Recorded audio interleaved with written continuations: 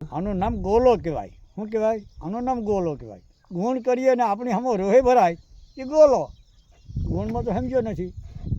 સારું કીધું છતાં એની સામે વિરોધ કરો એનો કોઈ પ્રશ્ન ખરો? પછી ગોલો નહીં. અને કહેવાનો પ્રશ્ન એમ છે ભાઈ, આપણે તો રાખ્યું ને બાપા કે બધા. ગોલા માણા હારે ગણ ન કરીએ. ગોલો ગણ માથે કરે અવગણ. હું ગુણ માથે કરે અવગુણ. ગોલા હારે દોસ્તી ન કરાય અને ગોલો છેલ્લે જાતા નરકમાં અધિકારી થાય. એમ ગોલાની હારે આપણે કંઈક પણ સંબંધ રાખીએ તો છેલ્લે જાતા પણ નરકના અધિકારી થાય. આ શું કરે કરવું જોઈએ? આ ગુણ અવગુણમાં એ સમજતા નથી. કારણ કે એ તો સ્વાર્થ પેટ ભરવાની વાત છે. મારી જો જબરો કોઈને હું હોશિયાર. અરે ભાઈ હુંનું ઘર તો કાયમને માટે ખાલી છે. મારા એ મુદ્દો હાચું છે ભાઈ. હુંનું ઘર તો કાયમને માટે ખાલી છે. હું નહીં. કોણ જાણે ભાઈ, દીધું હે ભગવાને. હા હા એ વાત બરાબર છે.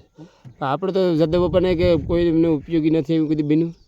હે? નહીં, એ હાસું છે. હે કેટલા લોકોને ઉપયોગી થયું એવું? હા. લાખો લોકોનું માણસોનો ઉપયોગ થયો ભાઈ. એમાં કોઈ કલ્પના પણ તમે ન કરી શકો. દાદા બાપાને પૂછો અહીંયા જે સાધુ સંત રહેતા એને પછી આપણે દઈ જતા કે બધી વસ્તુ. મારા ઘરના ટિફિનનું, મારું ઘરનું બધું કોઈ વસ્તુ કોઈ જગ્યાએ ગણતરી જ નહીં. આપણે એ એક ધ્યેય પ્રમાણે જ કામ કર્યું ને ભાઈ.